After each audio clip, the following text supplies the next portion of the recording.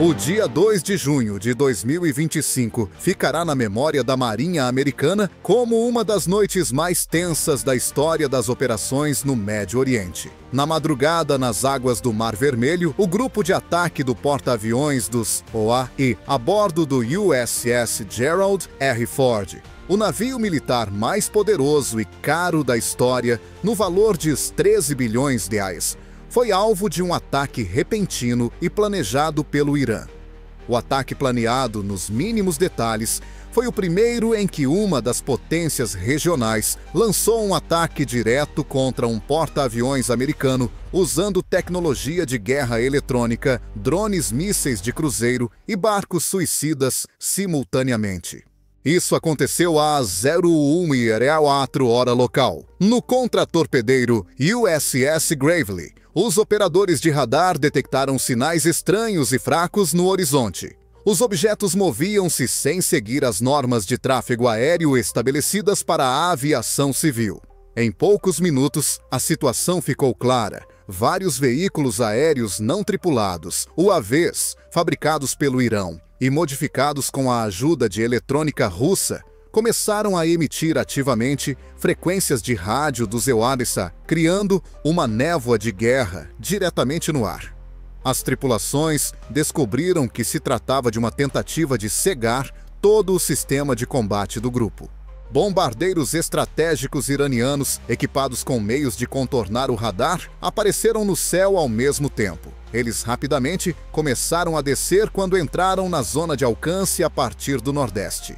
Os americanos tinham apenas alguns segundos para reagir, pois todas as ações ocorriam em condições de silêncio total no rádio. Enquanto isso, debaixo d'água, estações hidroacústicas observavam a aproximação de vários alvos. Drones supersônicos com explosivos se aproximavam do porta-aviões por todos os lados. Sinais de lançamento de mísseis de cruzeiro começaram a chegar das profundezas do território iraniano. Não era apenas um ataque, era uma demonstração de uma nova guerra. Teherã apostou em vários tipos de armas, colocou tudo em risco. A interação entre drones mísseis, interferências eletrônicas e barcos kamikaze criou uma ameaça única que deveria destruir até mesmo os mais modernos sistemas de defesa antimísseis do EUA. O Irã colocou em risco não só o EUA, mas todo o sistema de segurança marítima das últimas décadas. No convés do USS Ford, as sirenes foram acionadas. As pessoas rapidamente se posicionaram nos seus postos. Um deles foi encarregado de carregar a aviação de convés, outro foi encarregado de preparar as equipas de emergência e um terceiro teve de passar para o controle manual dos sistemas de defesa antimísseis. Mais tarde, veteranos que passaram pelo Golfo Pérsico e pelo Mediterrâneo Oriental reconheceram que nunca tinham visto um ataque tão complexo e coordenado. De acordo com as últimas análises publicadas pela Stratfor e pela Jane's Defense Weekly, o Irã utilizou chips fabricados na China nos sistemas de navegação dos drones e também recebeu ajuda de consultores russos em guerra eletrônica. Mesmo com a forte oposição dos sistemas de supressão americanos, isso permitiu unir dezenas de canais de comunicação. A primeira camada de defesa foi o perímetro distante. Os contratorpedeiros USS Gravely e USS Mason ativaram os sistemas Aegis e, em seguida, lançaram mísseis SM-2 contra os primeiros alvos aéreos que foram detectados. Centenas de quilômetros acima do Mar Vermelho, explosões brilharam e alguns bombardeiros iranianos foram abatidos antes mesmo de levantarem voo. No entanto, com a aproximação dos mísseis de cruzeiro, chegou um momento muito importante. Algumas delas manobraram perto da superfície do mar, desviando-se dos radares e criando alvos térmicos falsos para distrair a atenção. Em resposta, os navios americanos iniciaram o lançamento em massa de mísseis Sea Sparrow, aperfeiçoados conhecidos como ESSM. No céu desenhou-se uma verdadeira dança da morte. Dezenas de mísseis perseguiam os alvos enquanto os sistemas antiaéreos disparavam tiros poderosos. No entanto, o perigo estava limitado ao céu. Na água, barcos drones iranianos aproximavam-se do porta-aviões a uma velocidade enorme. A tripulação do USS Gravely mudou para um novo alvo. 2 alvos foram destruídos por fogo intenso de metralhadoras de 25 mm e de grande calibre.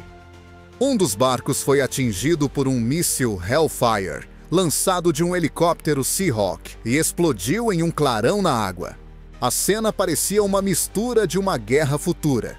Os aviões americanos EA-18G Growler conduziam uma guerra eletrônica ativa, desorientando os drones iranianos e interferindo nos sinais de navegação enquanto patrulhavam o céu. Alguns drones perderam o controle e simplesmente caíram na água.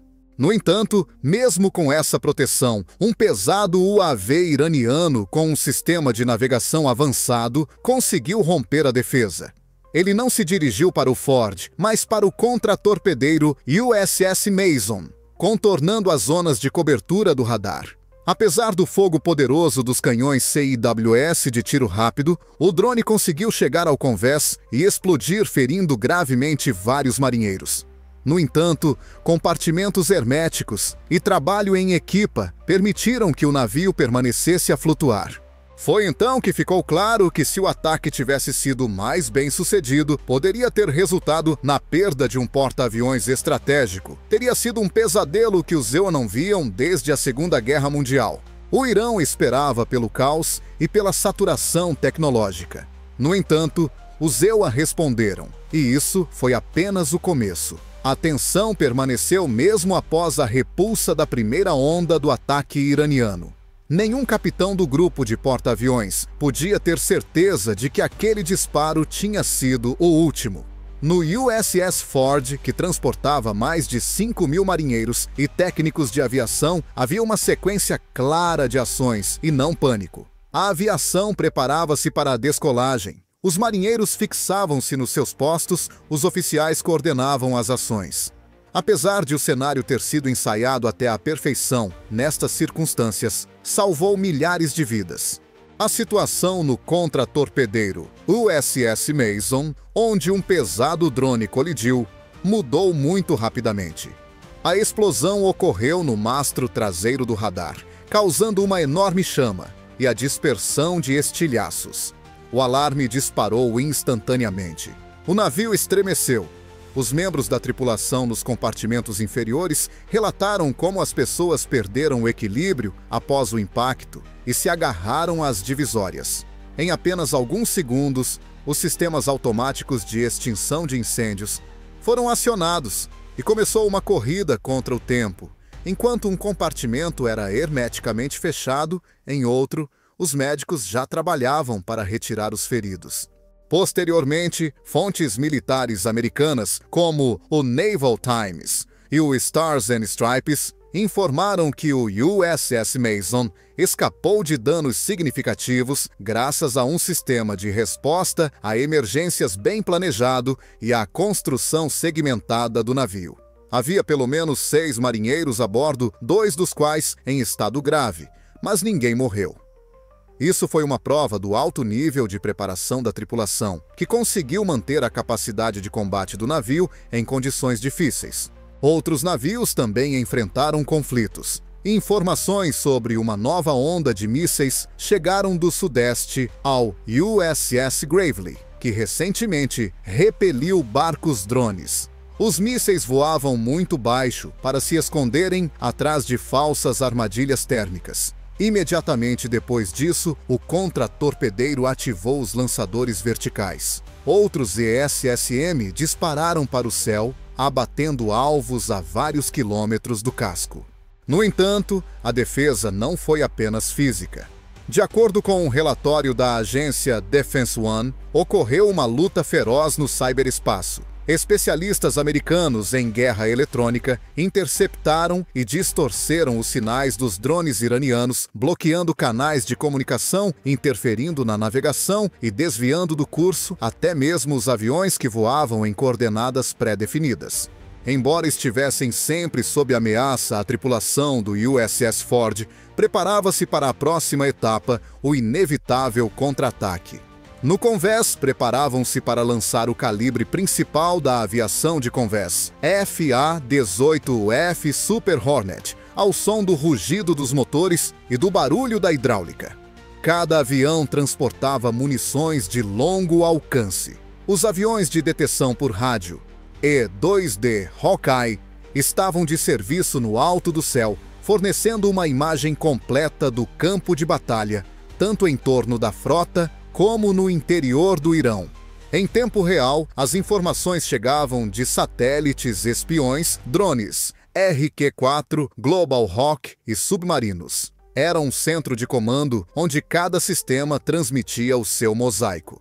Alguns marinheiros tiveram de lidar com as consequências do ataque, enquanto outros se preparavam para uma enorme operação de retaliação que deveria destruir a infraestrutura militar iraniana.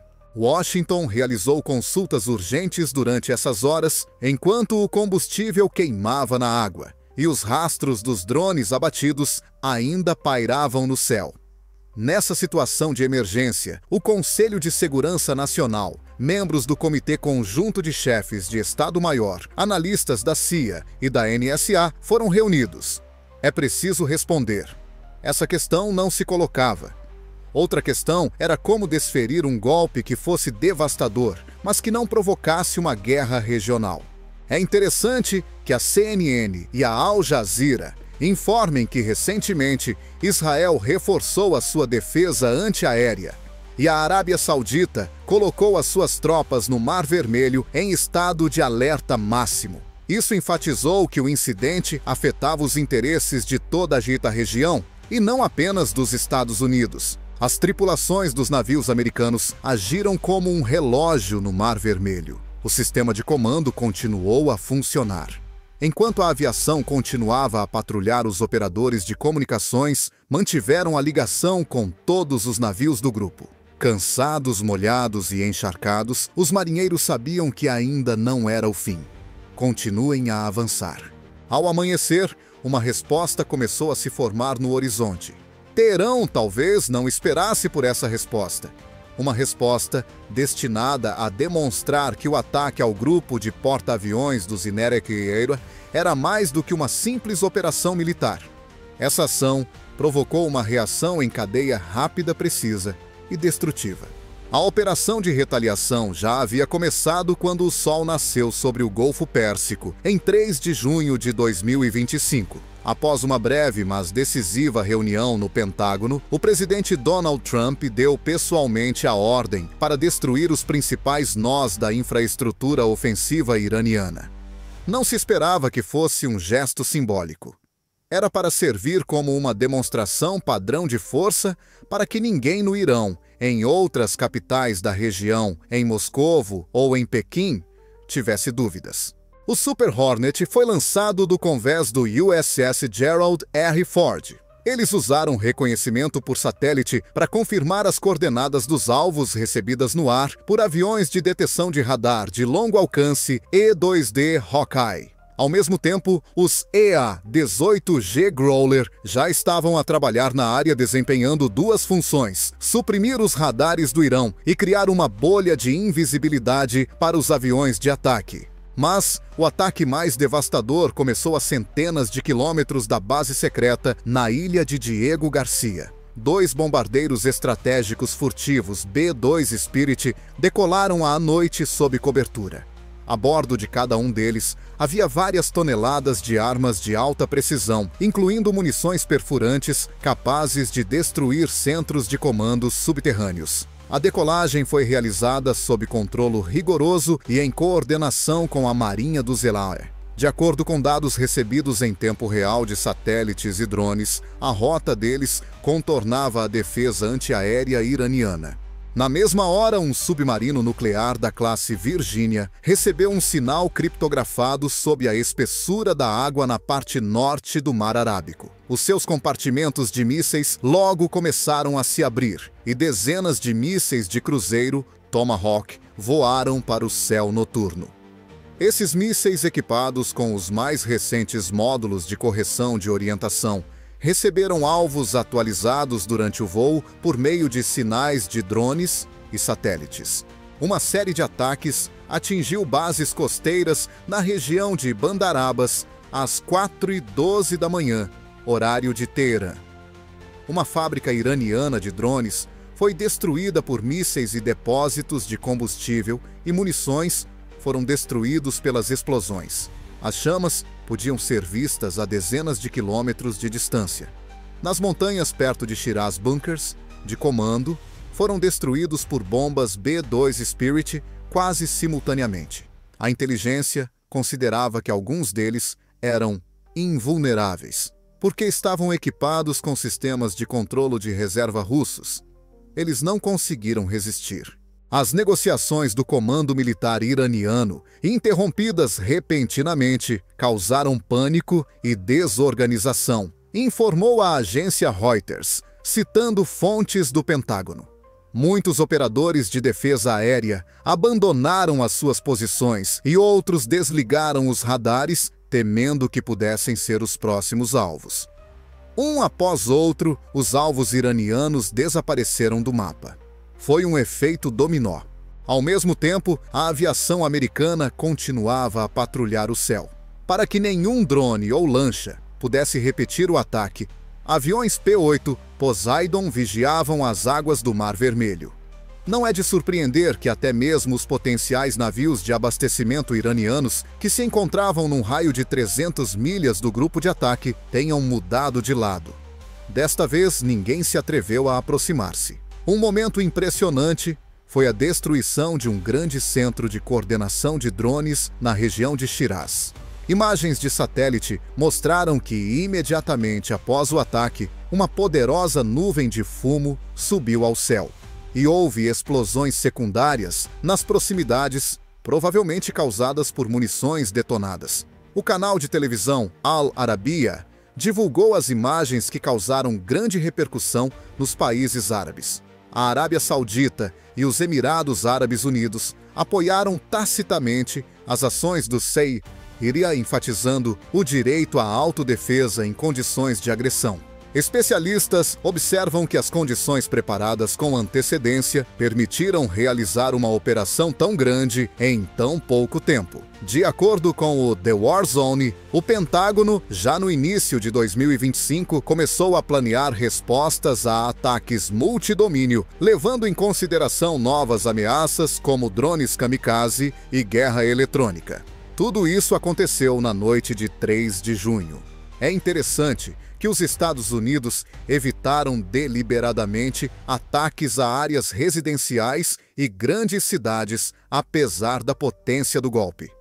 As instalações militares incluíam centros de comando, armazéns complexos de hangares e posições de radar. Isso permitiu a Washington demonstrar a precisão e a legitimidade das suas ações, evitando acusações de desproporcionalidade por parte da comunidade internacional. Ao amanhecer, quando o céu enfumaçado começou a se dissipar sobre as águas do Mar Vermelho, as tripulações do USS Ford e seus satélites observaram flashes de ataques remotos. Ninguém aplaudiu. Eles eram profissionais. Muitos dos que serviram durante décadas compreendiam que a guerra era uma necessidade, não uma vitória.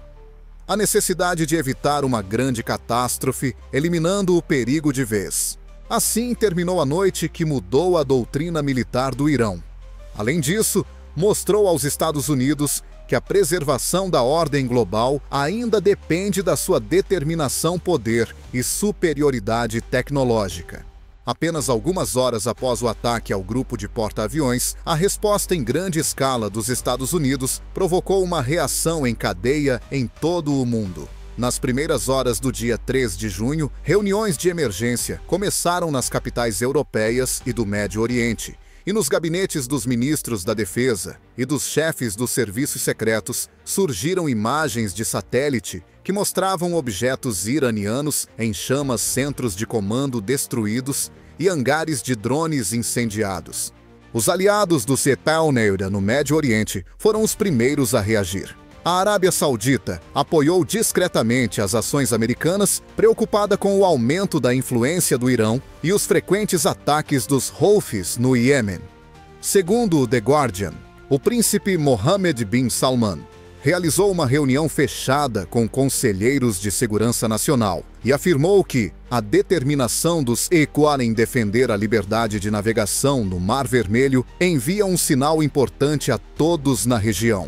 Os Emirados Árabes Unidos também reagiram. Apesar da política externa equilibrada, os Emirados aumentaram o número de patrulhas ao longo de suas costas e reforçaram os radares na base de Jebel Ali. Em entrevista à Sky News Arábia, o ministro das Relações Exteriores dos Emirados Árabes Unidos afirmou: o ataque ao grupo de porta-aviões norte-americano é um golpe não apenas contra os EUA, mas contra todo o sistema de comércio global. Washington respondeu de forma rápida e precisa. Na Europa, a situação não foi menos tensa.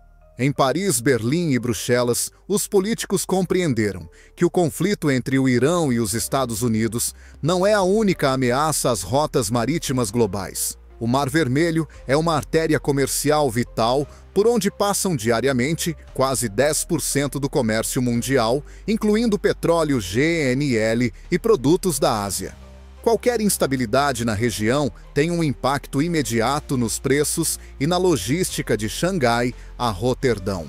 No mesmo dia, a Alemanha, que apoia ativamente a ideia da responsabilidade global, anunciou a ampliação do intercâmbio de informações de inteligência com os Estados Unidos e a possível participação em patrulhas marítimas conjuntas. Não vemos isso como uma crise local, mas como um desafio a todo o sistema de liberdade de navegação, afirmou o ministro da Defesa, alemão Boris Pistorius. A civilização europeia não pode ficar de fora. A França aumentou a presença de seus navios militares em Djibouti, onde fica sua maior base militar na África. Fragatas francesas da classe Freme entraram em fase ativa de patrulhamento na parte sul do Mar Vermelho, segundo Le Figaro.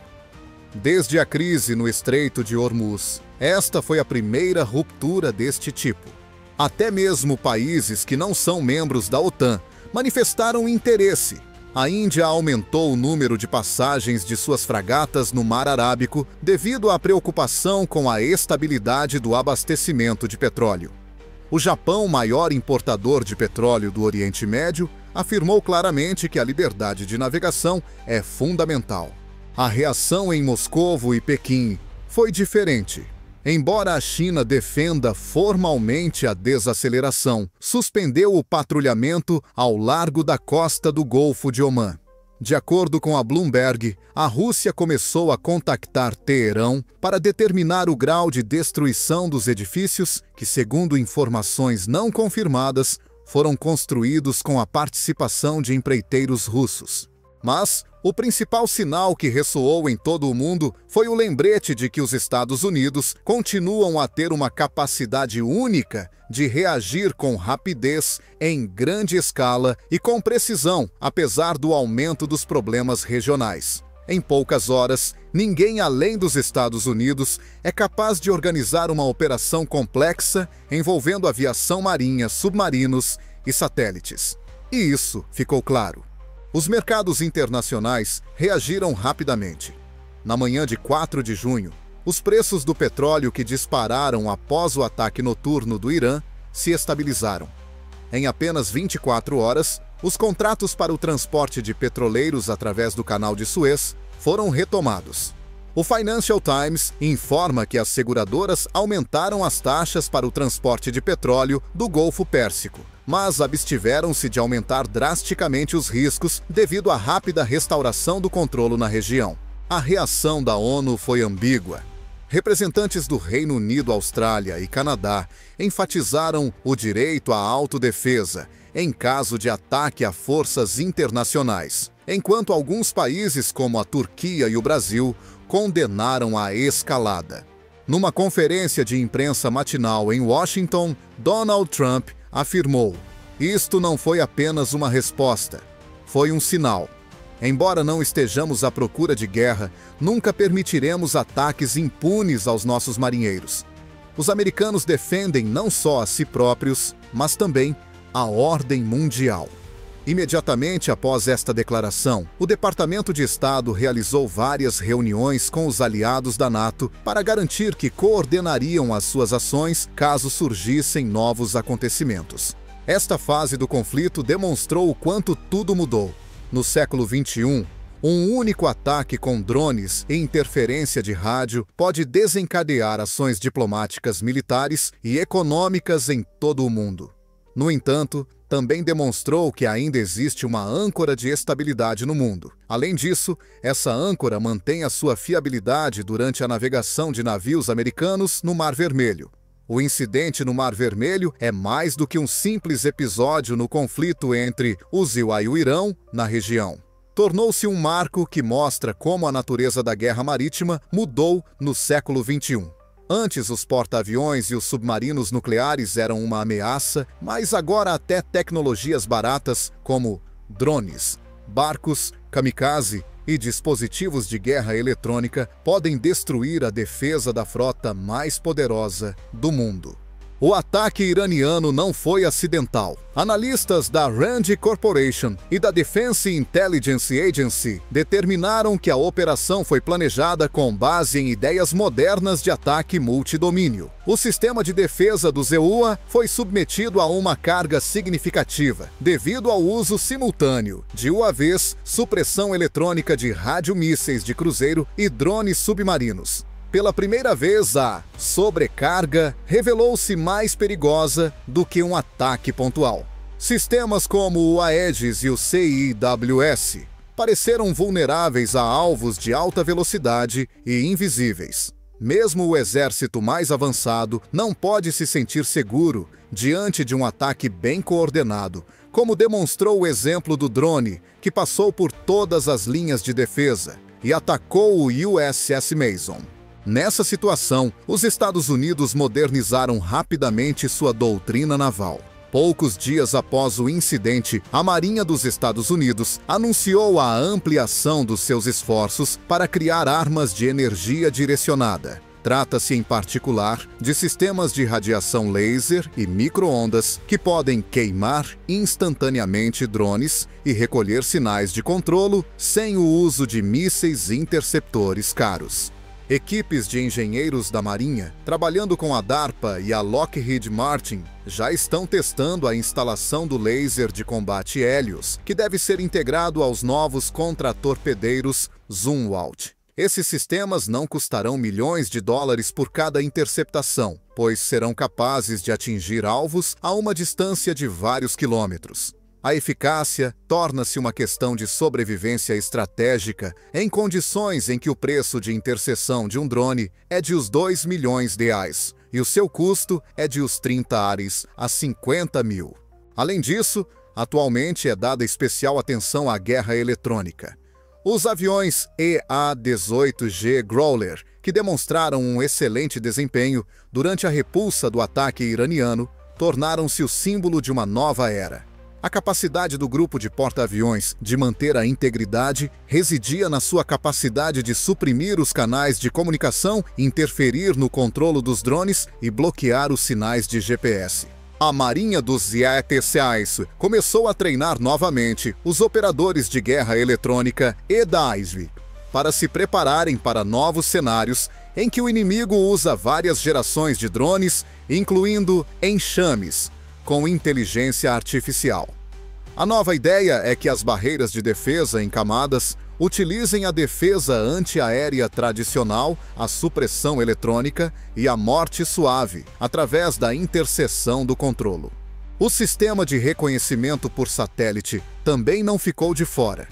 O incidente foi o primeiro caso em que drones caças RQ-180 transmitiram informações em tempo real para navios de guerra sem o envolvimento de centros de comando terrestres. Como resultado, a transmissão das coordenadas dos alvos foi acelerada e a velocidade de reação em segundos críticos aumentou. No entanto, o ser humano e não as armas foi a principal lição do Mar Vermelho. Para repelir o ataque, as ações dos marinheiros, a sua resistência, profissionalismo e preparação foram fundamentais. Todos desempenharam o seu papel desde o operador de radar do USS Gravely, que foi o primeiro a detectar sinais anormais, até os combatentes da equipa de emergência do USS Mason, que lutaram pela sobrevivência do navio na escuridão e sob a ameaça de incêndio. A tecnologia, mesmo a mais sofisticada, pode falhar. Alguns algoritmos podem errar, mas o homem bem treinado, motivado e disciplinado será sempre o centro de qualquer exército. Nesse sentido, a Marinha dos Estados demonstrou que as pessoas são a sua base apesar de todas as mudanças. Nos fóruns militares internacionais, essa compreensão é cada vez mais discutida. O incidente no Mar Vermelho ocupou uma seção separada na cimeira IISS Shangri-La Dialogue, em Singapura, em junho. Representantes das marinhas do Japão, Índia, Reino Unido e Austrália reconheceram unanimemente que as soluções para os problemas tecnológicos exigem uma nova ética de guerra em que a preparação humana é fundamental para qualquer sistema autônomo. Além disso, especialistas afirmam que o uso da inteligência artificial para fins militares está a tornar-se cada vez mais perigoso.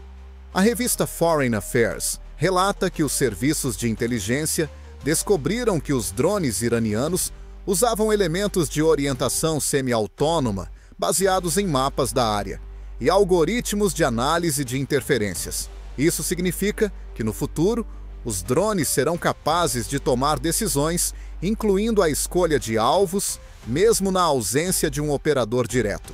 A situação torna-se ainda mais preocupante, considerando que tais tecnologias estão disponíveis não apenas para os estados, mas também para grupos armados. Atualmente, os Houthis utilizam drones com módulos de orientação autônoma no Iêmen e na Líbia, e na Síria foram registrados ataques de UAVs com redes neurais. Tudo isso torna o Mar Vermelho um local onde podem ocorrer tanto guerras regionais quanto cenários de guerras futuras.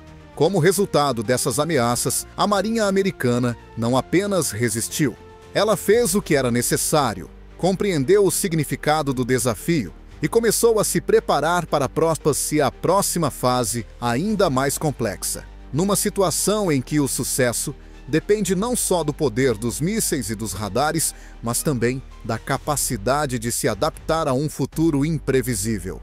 Tudo mudou após a última salva. O fumo sobre o Irão dissipou-se e as águas do Mar Vermelho voltaram a ficar calmas. Os acontecimentos ocorridos entre 2 e 3 de junho de 2025 entraram para a história como eventos históricos. Os Estados Unidos realizaram um ataque multidomínio sem precedentes e demonstraram a capacidade de manter a estabilidade estratégica para todo o mundo em meio a novas ameaças. O navio USS Gerald R. Ford, no centro do grupo de ataque, permaneceu intacto. Mas isso foi feito apesar da extrema tensão da tripulação, das perdas de marinheiros no USS Mason e das sérias ameaças às cadeias de abastecimento e à reputação internacional dos Estados Unidos. Washington não ficou satisfeito. O Irão era apenas um dos problemas. À nossa frente estão a China, a Coreia do Norte, a instabilidade em África e, possivelmente, uma nova onda de ameaças com o uso de armas autônomas e inteligência artificial.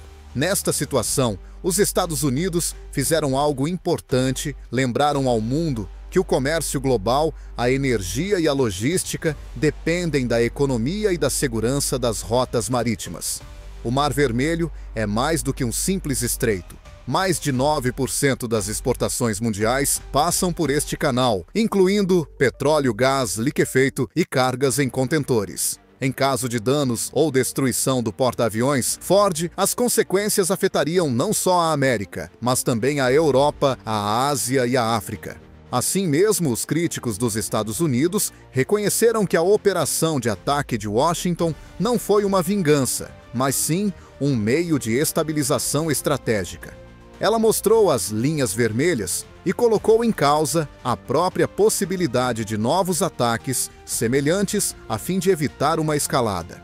Além disso, Os Estados Unidos demonstraram mais uma vez a sua capacidade de mobilizar rapidamente recursos, tomar decisões e agir com precisão cirúrgica, apesar das disputas políticas internas, da mudança de presidentes e do cansaço dos conflitos.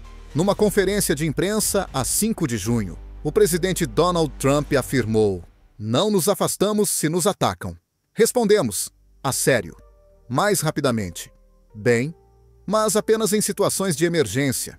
Os militares e os aliados viram esta posição como uma confirmação do rumo para uma resposta dura, mas contida." De acordo com analistas do CIPRI e do GlobalSecurity.org, a autoridade do Zekunawa como defensor dos mares abertos se fortaleceu a nível internacional. Mesmo países que normalmente defendem um mundo multipolar reconheceram que os EUA continuam sendo o único ator capaz de neutralizar de forma rápida e eficaz as ameaças à segurança marítima em um momento em que forças alternativas ainda não possuem capacidades comparáveis. Neste contexto, vários países já anunciaram novos exercícios conjuntos. O Japão, a Coreia do Sul, a Austrália e o Canadá manifestaram a intenção de alargar a cooperação para garantir a segurança das rotas marítimas mais importantes. A Índia propôs à Marinha do ZQTNEU que participasse em manobras navais em grande escala no Mar Arábico. Na Europa foram retomadas as discussões sobre a criação de uma frota comum de resposta rápida, capaz de apoiar operações em zonas de risco. Enquanto isso, a bordo do USS Mason, os trabalhos de reparação continuavam. Em 6 de junho, as áreas danificadas foram localizadas e a tripulação do navio voltou ao regime de serviço. Em entrevista à NBC News, o comandante do navio enfatizou: "Quando isso aconteceu, colocamos em prática tudo o que nos ensinaram. E não falhamos. Protegemos uns aos outros, bem como o navio e a frota. Após este conflito, o mundo mudou. O conflito mostrou que a estabilidade não é autossuficiente. São necessários recursos, sacrifícios e uma prontidão constante. Além disso, essa estabilidade é mantida enquanto os navios americanos estiverem no mar. Mas há novos perigos à frente. A expansão da autonomia das armas, o aumento do acesso à inteligência artificial e a disseminação de drones entre estados e grupos hostis, inclusive com a participação de atores externos, exigem uma revisão das estratégias além da melhoria dos arsenais. Os americanos estão a aproximar-se de uma nova era marítima. Além disso, o seu primeiro teste foi o Mar Vermelho, um teste que foi aprovado. Mas agora o mais importante é estar preparado para o próximo desafio que pode vir de qualquer lugar do mundo.